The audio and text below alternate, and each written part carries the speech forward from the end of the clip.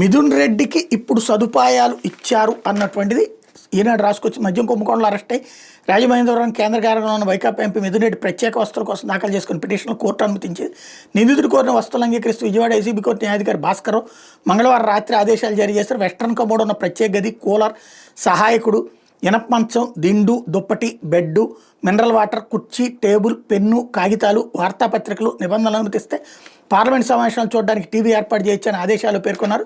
అలాగే బయట నుండి భోజనం తెప్పించుకునేందుకు అనుమతించారు. దీనికి సరఫరాదారు నుంచి అండర్టేకింగ్ లెటర్ ఇవ్వాలని ఆదేశించారు. దోమల కాయల్స్ వినియోగించుకోవచ్చని, అవసరమైన మందులు జైల్లో లేకపోతే బయట తీసుకోవచ్చని చెప్పారు. ఇద్దరు న్యాయవాదులు బంధువులతో వారానికి 3 ములాఖాతులకు అనుమతించారు. ఈ వస్తువులకు అయ్యే ఖర్చును పిటిషనర్ భరించాలని ఉత్తర్వులు పేర్కొన్నారు. అందుక్రితం మంగళవారం ఉదయం రాజమహేంద్రవరం కేంద్ర కారాగారం డిప్యూటీ సూపరింటెండెంట్ వెంకటేశ్వర కోర్టుకు హాజరయ్యారు. మిథున్ రెడ్డికి వస్తువుల విషయంలో తాము సుప్రీంకోర్టు మార్గదర్శకాల ప్రకారం నడుచుకుంటామని చెప్పారు. బయట నుంచి ఆహారానికి అనుమతిస్తే సమస్యలు తలెత్తే అవకాశం ఉంటుందన్నారు. ప్రత్యేక వస్తువులపై కోర్టు ఆదేశాలు ఇస్తే వాటిని పాటిస్తామని చెప్పిన నేపథ్యంలో ఇది ఇచ్చారు. కానీ సమస్యల్లో ఏంటంటే అది అమల్లోకి రావట్లేదు అన్నటువంటిది ఇక్కడ పెద్దిరెడ్డి గారు చెప్తున్నారు. అది ఎంతవరకు వాస్తవం తెలియాలి.